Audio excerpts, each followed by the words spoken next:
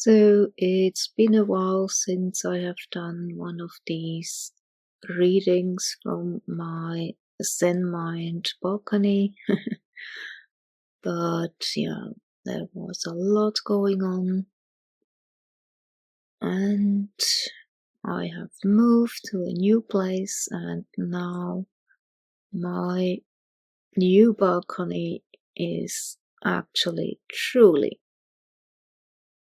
a place for meditation and inducing Zen-like state because of the calm from the environment.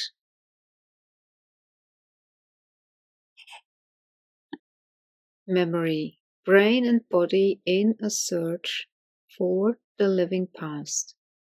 A practical guide for understanding and working with traumatic memory. In chapter 3, Peter Levine writes about procedural memory. While emotional memories are flags, procedural memories are the impulses, movements, and internal body sensations that guide us through the how-to of our various actions, skills, attractions, and repulsions. Procedural memories can be divided into three broad categories. The first involves learned motor actions. These include, but are not limited to, skills like dancing, skiing, bike riding, lovemaking, driving a car, etc. A second category of procedural memory has to do with hardwired emergency responses that call upon our basic survival instincts in the face of a threat.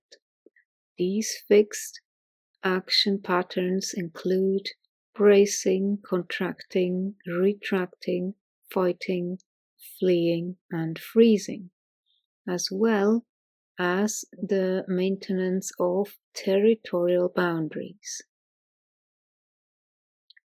These compelling instinctual emergency responses play a crucial role in the formation and resolution of traumatic memories. The third category of procedural memories is the fundamental organismic response tendencies of approach or avoidance, of attraction or repulsion. We physically approach that which is likely to be a source of nourishment and growth, and avoid sources of injury and toxicity. These avoidance mechanisms include the motor acts of stiffening, retracting, and contracting. On the other hand, those mechanisms of approach involve expanding, extending, and reaching. Patterns of attraction include reaching for a person close to us or moving toward things we want in our lives.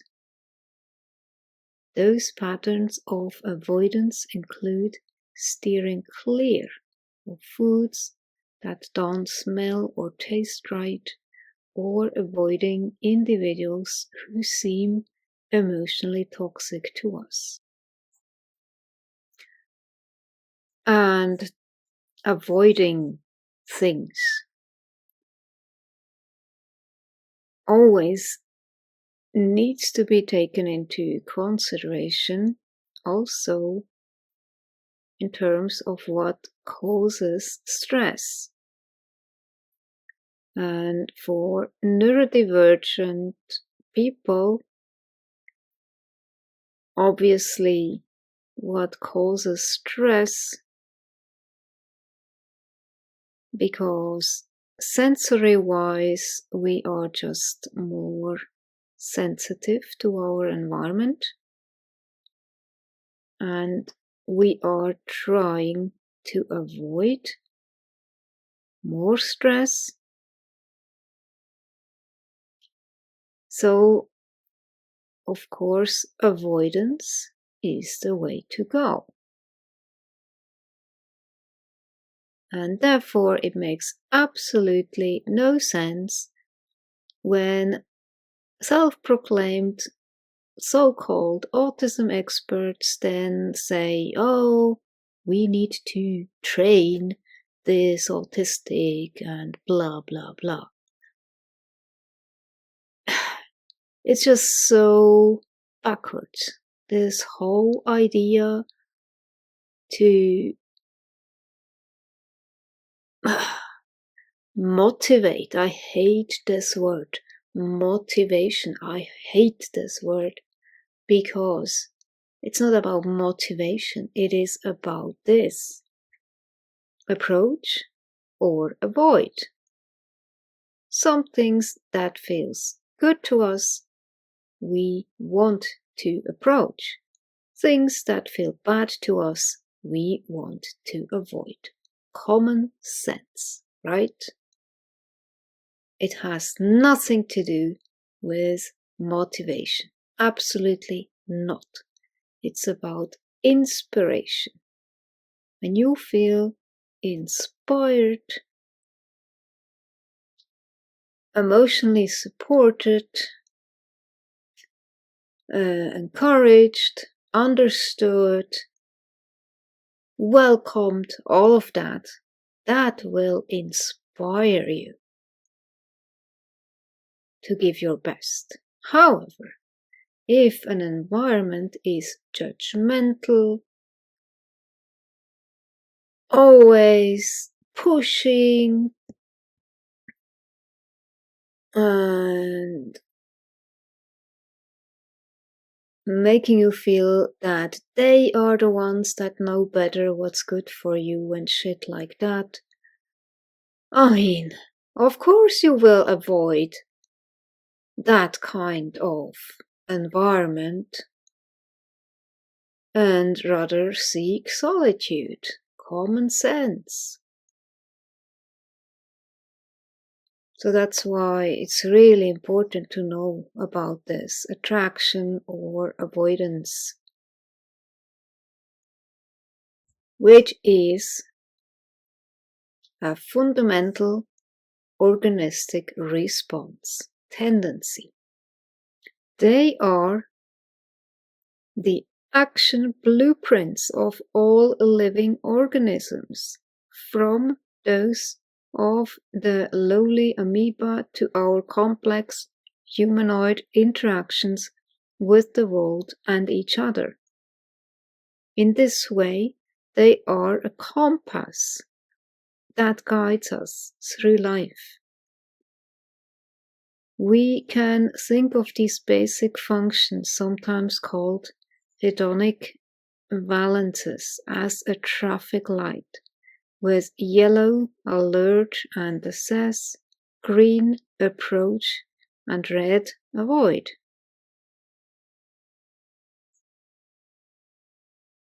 And here in this graph you see it very clearly. Escalating levels of threat left side lead to traumatic states. We renegotiate threat by moving upwards from trauma toward alertness, orientation, and equilibrium. As social animals, when sensing danger in the environment, we stiffen in readiness, preparing ourselves for action while alerting others, and then can cooperatively take protective, evasive, defensive, or aggressive action. Intense levels of fear, anger, terror, or rage compel us to instantaneously and unequivocally act with full-out power in action by unconsciously selecting and evoking specific procedural memories for fighting or fleeing. If we cannot fully execute these actions or are overwhelmed, we freeze or collapse in helpless immobility, conserving our energy until safety is restored. In summary, when high levels of activation, surge force, and intense emotions take over, they can flip us into the procedural survival programs of kill or be killed, fight or flight mode, or de-enervate us into collapse, shame, defeat, and helplessness.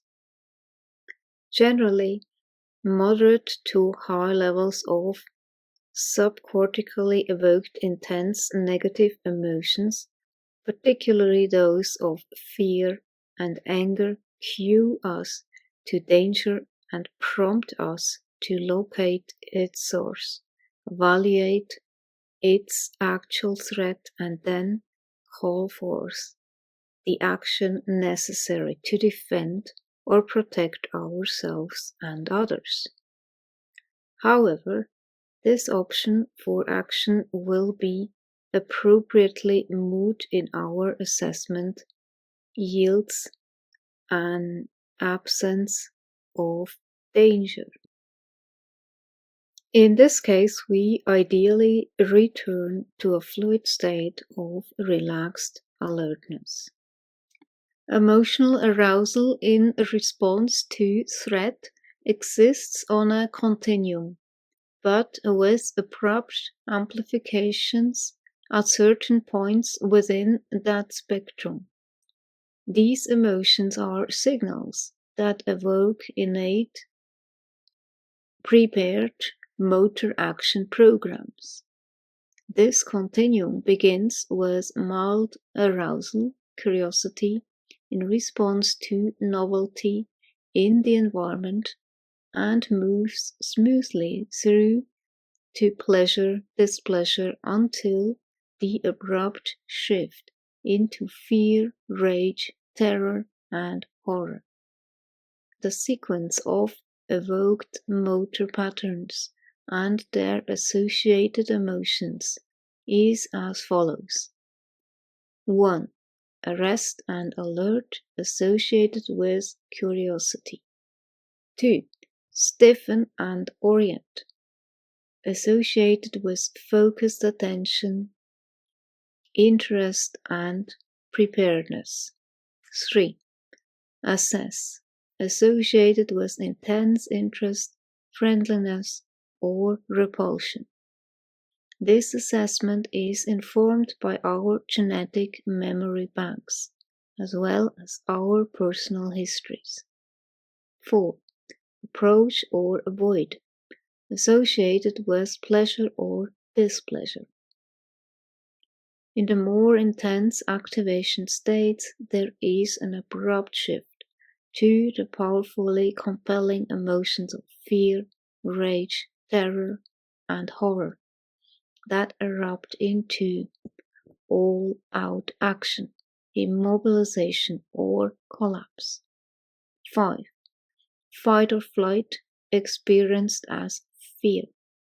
When these active responses are thwarted, we 6. Freeze, as in scared, stiff, associated with terror. Or 7. We fold and collapse, associated with helpless, hopeless horror.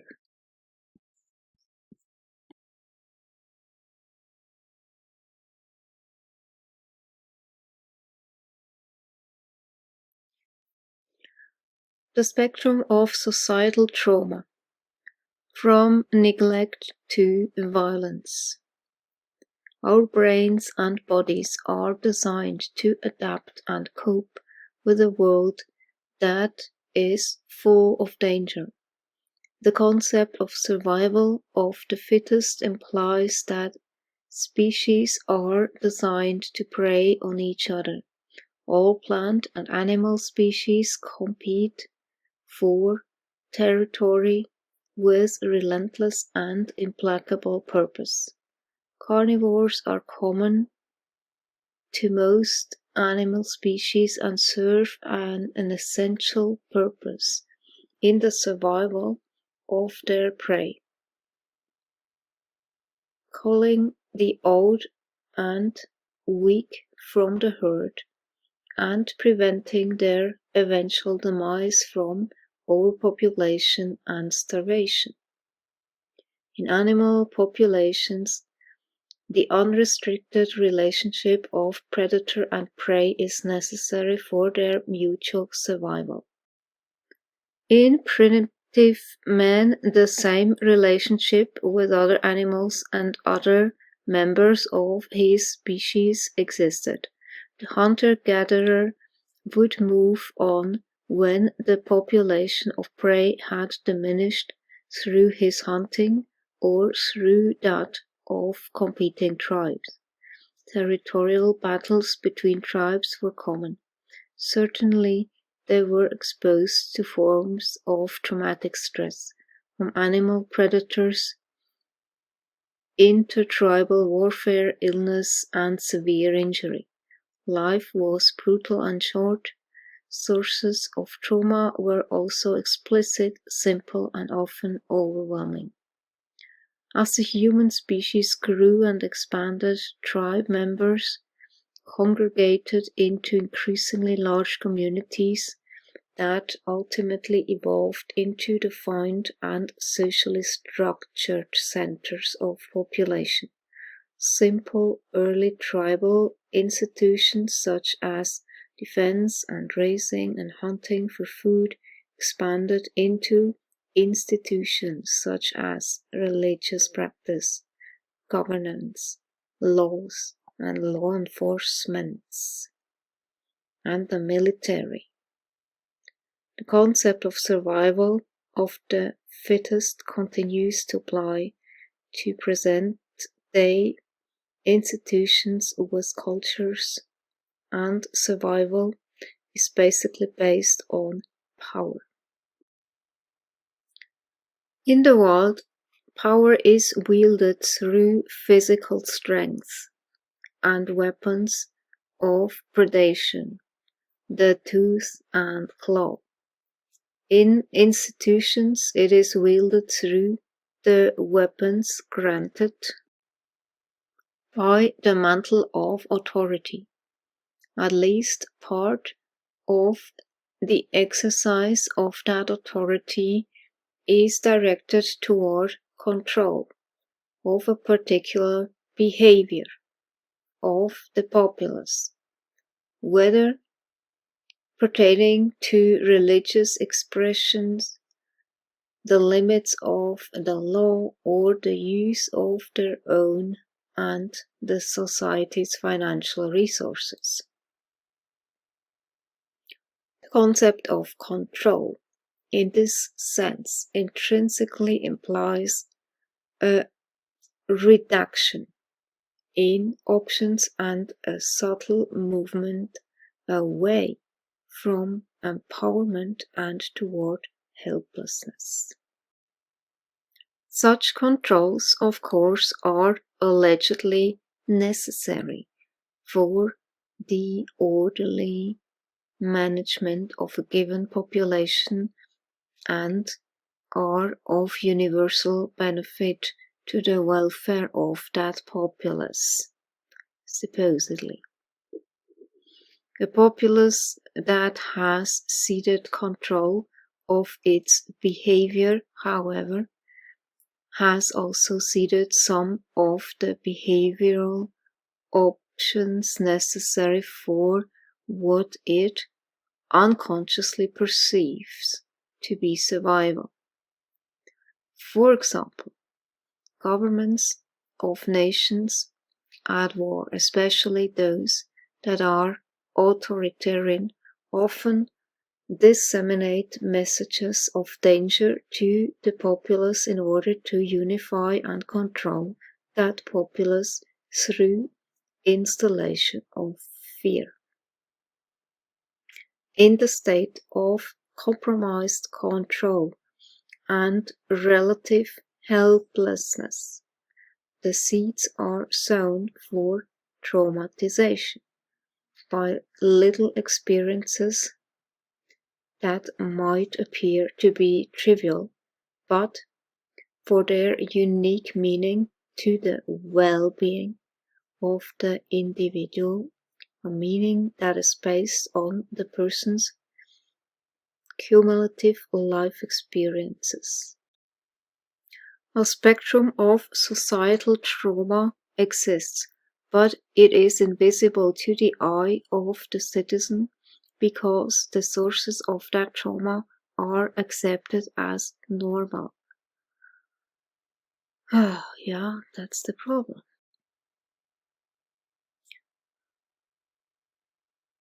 Our Western medical system of so-called healthcare fosters a pervasive sense of fear through medical rituals and procedures that don't always benefit the patients subjected to them. The American insurance industry has achieved vast corporate success through advertising that emphasizes the threat of financial ruin from almost any imaginable negative life event. The plaintiff's bar, in particular, has fostered the success of the insurance industry by frightening virtually every service industry with horror tales of financial ruin from lawsuits for perceived negligence. Governments of all types have used the method of instilling fear in the general populace to justify wars, destruction of literature, pogroms and genocides, and the restriction of personal freedoms. That's a big one. In these cases, the pervasive nature of the fear may result in a frozen, dissociated society, numb to aggressive excesses of its leaders and pathologically bonded to them. This is called the Stockholm Syndrome. Just as the abused child is bonded to its abusing parent. Yeah. Abandonment and neglect occur in many subtle contexts in childhood. The emotional absence of the alcoholic parents has been noted as an ongoing source of trauma even in the absence of physical abuse. Our materialistic, work-oriented culture has made the chronic absence of family intimacy a societal norm. The disappearance of family congregation at breakfast and supper due to the 10-hour workday of the commuter employee has been accepted as the price of the cost of living. Latchkey kids who let themselves into the house at the end of the school day, fix themselves a snack and then settle down with their video games until mom or dad gets home are considered normal. The placement of infants younger than a year in daycare centers where a single worker cares for a large group of infants clearly constitutes abandonment, but it is a necessary routine for the young family that cannot make ends meet on one income. As a culture, we have been sold the subliminal message that we deserve a standard of living and material possessions that demand dual incomes in a family. The result is a widespread abandonment of our children. The institution served by this message is the vast for-profit corporate structure. The cultural cage. We have traced the tortuous path of the spectrum of societal trauma from its subtlest of beginnings to the lack of touch and movement stimulation in the newborn infant to the violence of entertainment, crime, and war.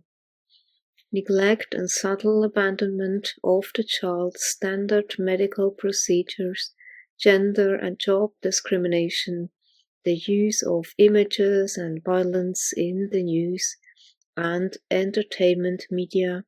These are but a few examples of often insidious but also often purposeful fostering of sources of trauma in a society by its institutions. Some might take issue with this concept of a seemingly grand conspiracy. I would maintain that this societal behavior has been evident throughout the history of mankind, as long as groups of people have banded together to form a critical social mass. Social control through the establishment of institutions is necessary to prevent chaos and to protect the well-being of its citizens, but that control is inevitably corrupted in the process, leading to the subtle spectrum of societal norms that create helplessness in the face of everyday conflicts. The result is the inevitable traumatization of members of the society through little traumas.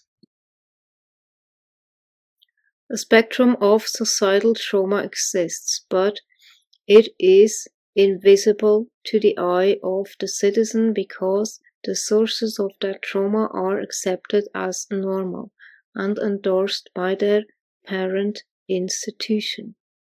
As a society and its cultural norms evolve, increasing extremes of experience may be deemed benign or accepted as intrinsic and important parts of cultural ritual, such as the carnage of the Roman games or the human sacrifice in ancient Aztec games, and religious practices. The acceptance of these societal traumas occurs through a process of numbing on the part of the populace and a collective dissociation driven by the cumulative effects of little traumas. Entrapment and helplessness are the key elements in this equation. The metal cage in animals and the cultural cage in humans. It may not be that it is unseemly for humans to relinquish control to the instinctual but messy behavior of freeze discharge.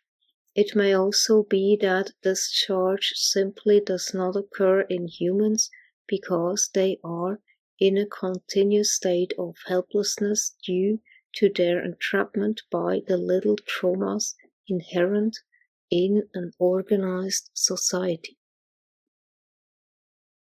In a remarkable number of instances, fear and shame are the primary underlying emotions evoked in members to ensure their acceptance of cultural beliefs and rituals. Fear is the emotion produced by threat, and it is associated with the incipient fight-flight response, a function of the sympathetic nervous system. Shame is associated with blushing, a parasympathetic system response. and is the earliest infantile response to negative disapproval expressed in the mother's face. Shame can be considered to be the first expression of the freeze response.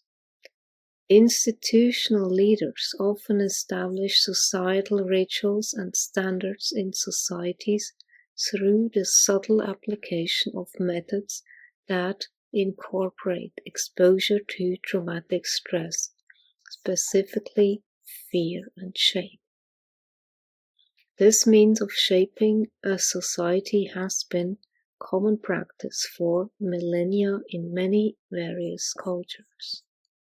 In humans, the state of sustained helplessness may be related to certain aspects of acculturation, and it may be more or less prevalent based on behavioral threats. Always that term. And limits associated with the particular culture. In other words, the cage in this case is cultural.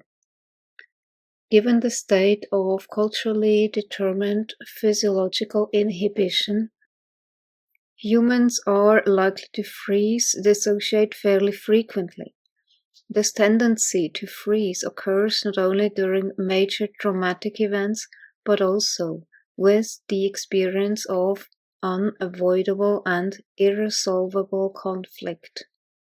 If the person is the victim of accumulated complex trauma, the freeze may occur with trivial life events whose meaning is sufficient to represent a life threat.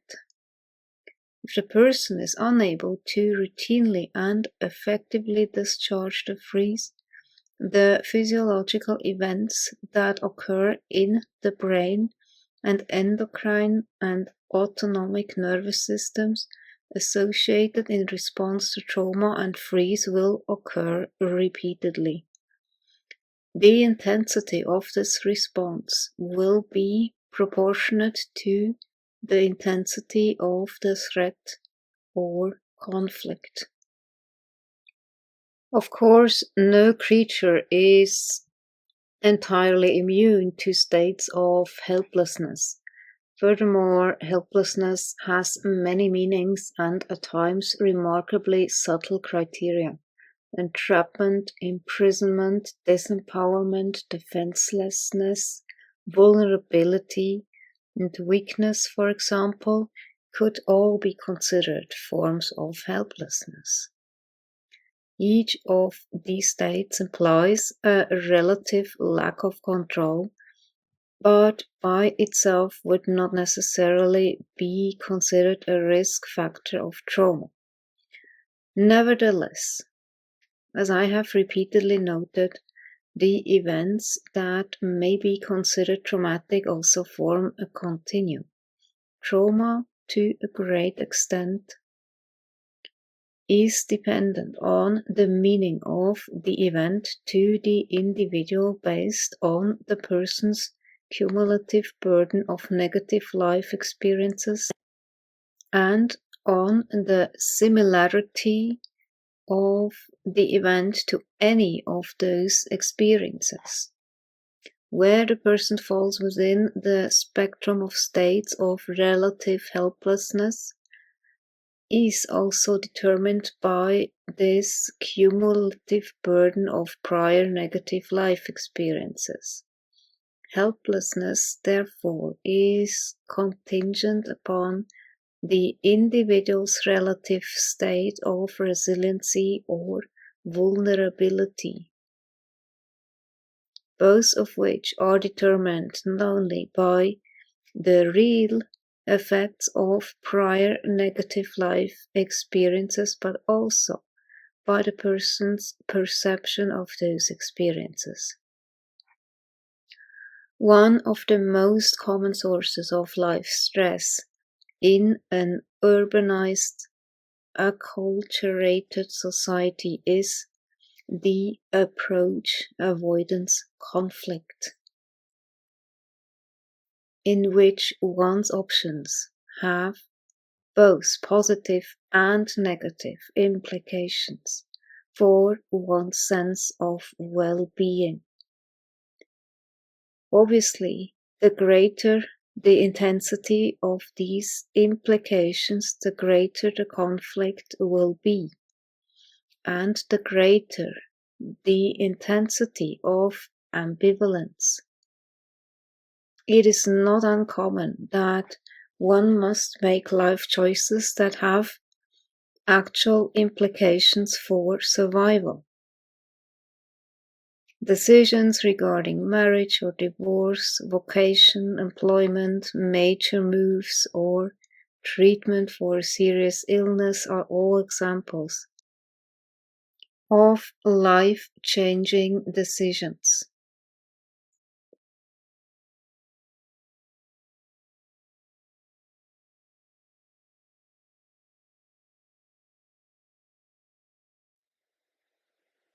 Temple Grandin writes,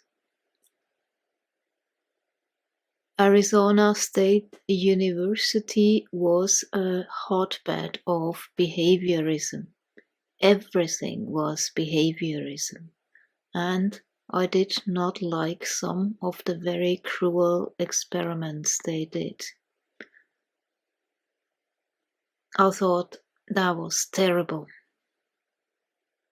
I don't endorse using animals as subjects in experiments unless you're going to learn something incredibly important. I spent 1 year in the psych department studying experimental psychology, and I thought, I don't want to do this.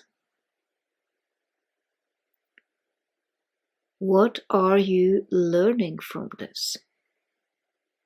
I still didn't see the point.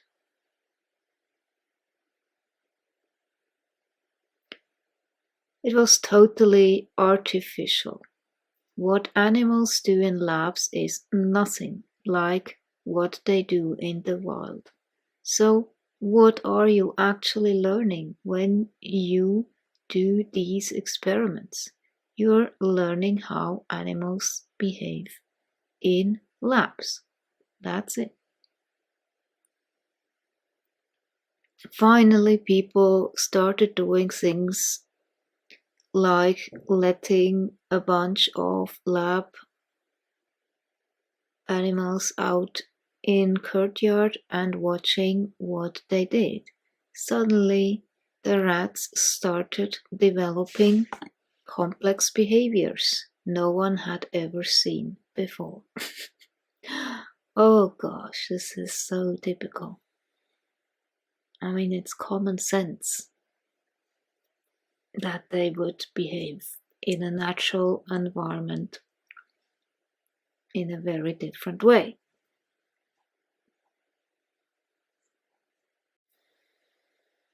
When I was young, I had no idea that being a visual thinker made me different from anyone else. I thought everyone saw pictures inside their heads. So naturally, when I didn't like the lab work I was doing and wanted to start learning about animals in their natural environments, I focused on the visual environment. It wasn't a conscious decision, it was just what I naturally gravitated to. Yeah, for me it would be the same. I love to observe visually wherever I am.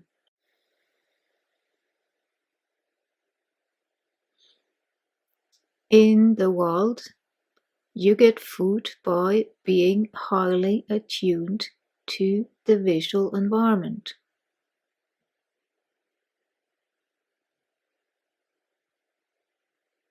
Behaviorists finally started to catch on to the importance of vision to an animal when somebody did a famous experiment showing you could teach a monkey how to push a lever just by letting him look outside a window every time he hit the lever. They didn't need to give the monkey a food reward, just a view. Animals need to see, and they want to see.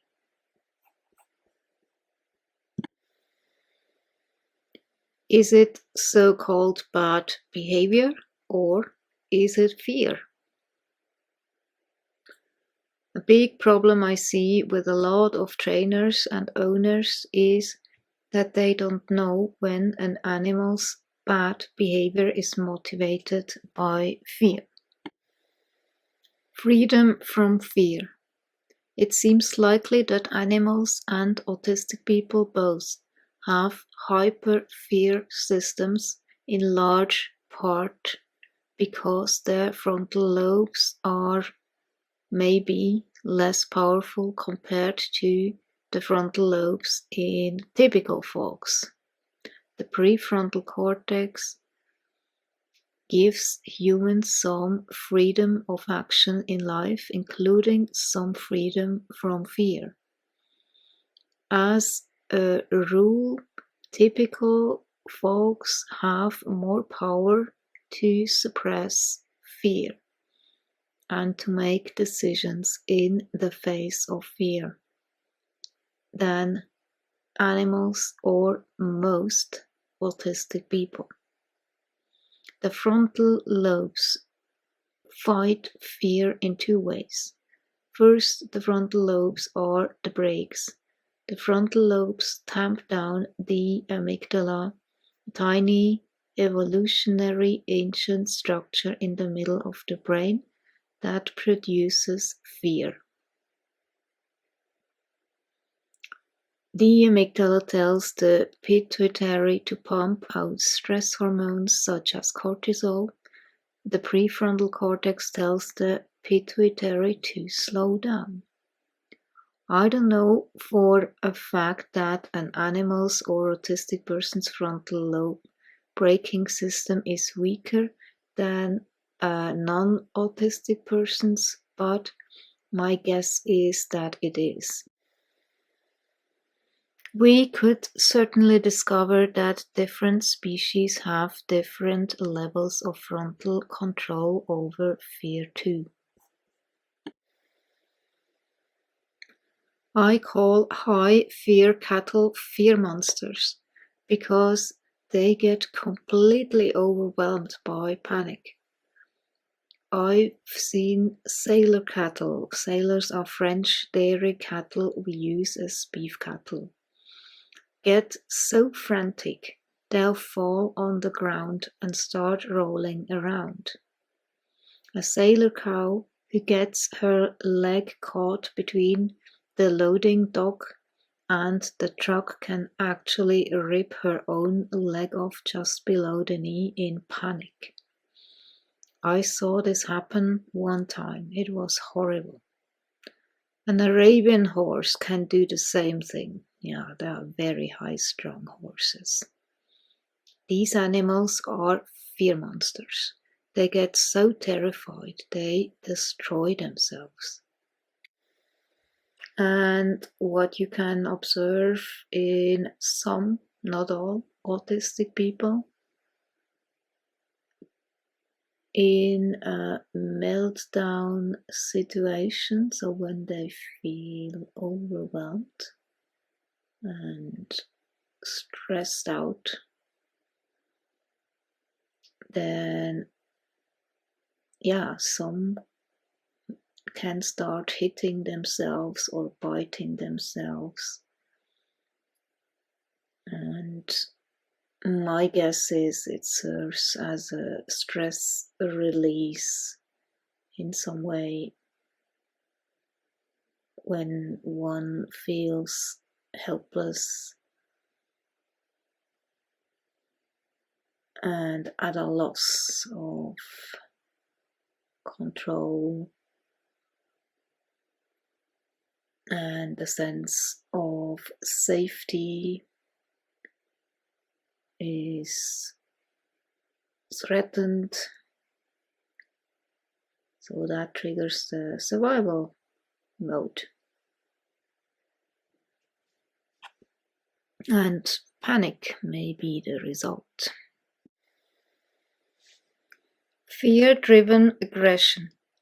Fear-driven aggression causes so much violence and destruction in the animal and human worlds that I've often asked myself, what is rage for?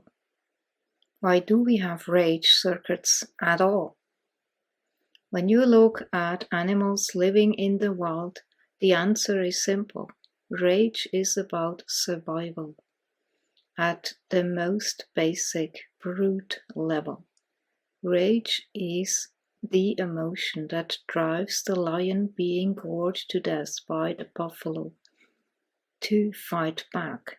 Rage drives a zebra being caught by a lion to make one last-ditch effort to escape. I once saw a videotape of a domestic beef cow kicking the living daylights out of an attacking lion. It was some of the hardest kicking I have ever seen. Rage is the ultimate defense all animals draw upon when their lives are in mortal danger. And for humans, this is the same. Only we have domesticated behavior to a degree where rage or aggression is not really seen as something positive, because it's unpredictable, and the opposite of being controllable when compliant, right? And especially for women, when you become aggressive or just angry,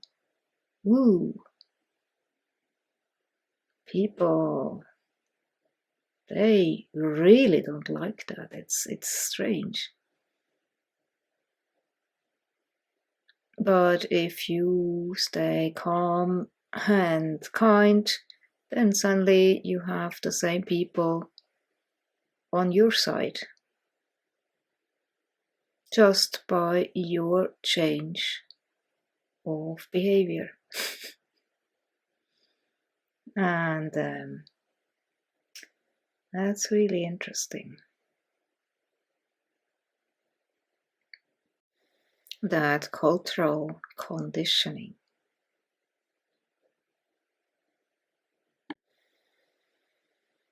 Autistic people have so much natural fear and anxiety. I'm almost comfortable saying it's universal.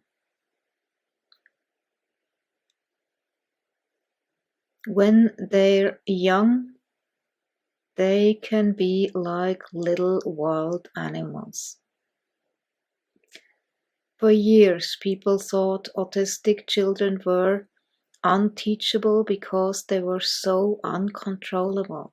And a lot of people think that the feral children we've heard about over the years, children said to have been raised by wolves, were actually autistic.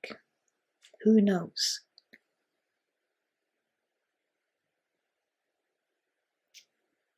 No one would call an autistic child feral today, but the word is a pretty accurate description of the way a lot of these children, not all, I was not like that. I was not uncontrollable. I was very shy, quite the opposite. But some of these wild children appear to neurotypical people who's never dealt with them before, truly like feral. Yeah. Irritable or stress-induced aggression. Animals who live in highly stressful conditions are more prone to aggression than animals living in reasonably calm conditions. I mean, do you see the parallels? But then it is expected from autistic individuals to be compliant, to adapt, and to behave like everybody else. When this environment designed by neuronormative people is highly stressful to autistic people. On one hand, it's the constant noise that's going on, and then all the visual cues and crowds and all of that. But then what can happen if the stress is constant and also the pressure from society and maybe at school, teachers, they say, oh, this needs to be different and she needs to adapt, blah, blah, blah. This can cause trauma or a work environment that applies even more pressure. And you are in danger of losing the job if you don't comply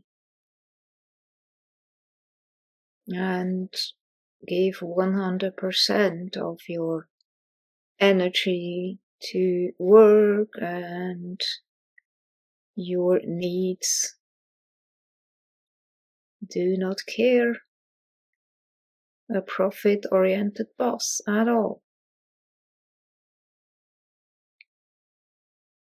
So such an environment is truly highly stressful.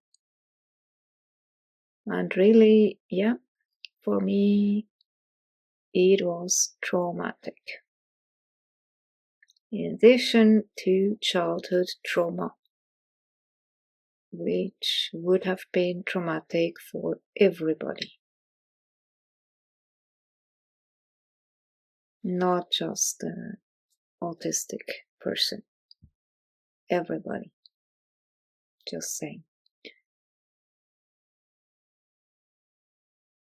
So, what's the result of that? Either it's fight, flight, or freeze.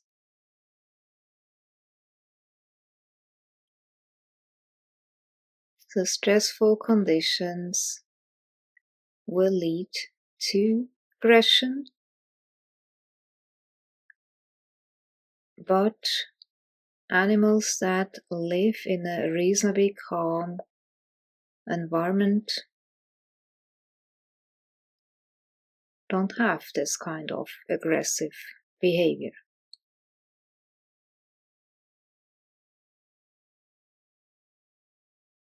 And in dogs it depends on the breed, of course, again.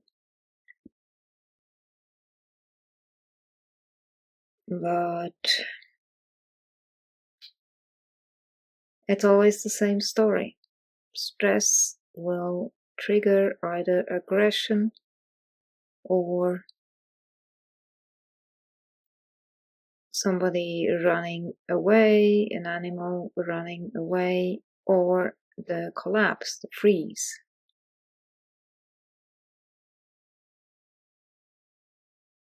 So, dysfunctional household. That's the same for animals as well as humans.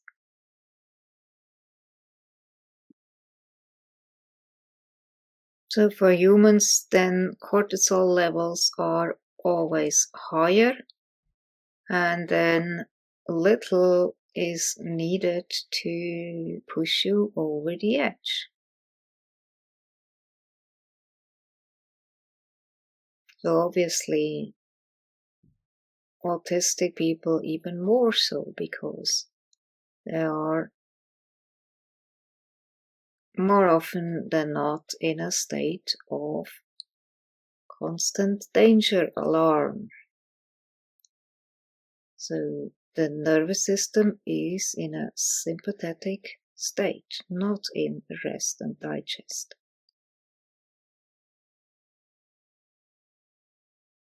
So then just a spark, and then you go off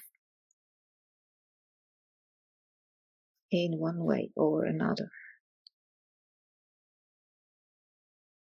So even a constant, relatively minor irritant like a flea infestation in a dog can trigger stress-induced aggression in an animal.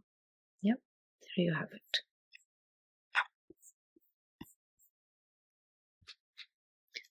And if that aggression is punished, then the only other option you have is freeze.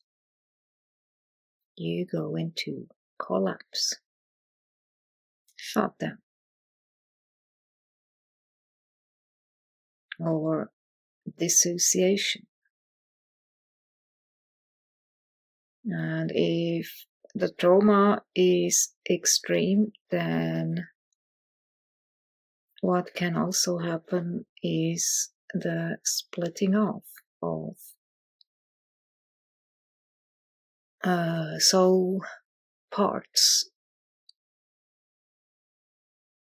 So then you get several personalities who do not know from each other because they are so dissociated and only front on certain occasions. So that's the absolute worst outcome that only happens, as far as I am informed, in really severe, massive trauma that happened in very early childhood, when a child was absolutely helpless and under real life threat from a caregiver, parent, or other. And Donna Williams has also written about that. She was not only autistic, but also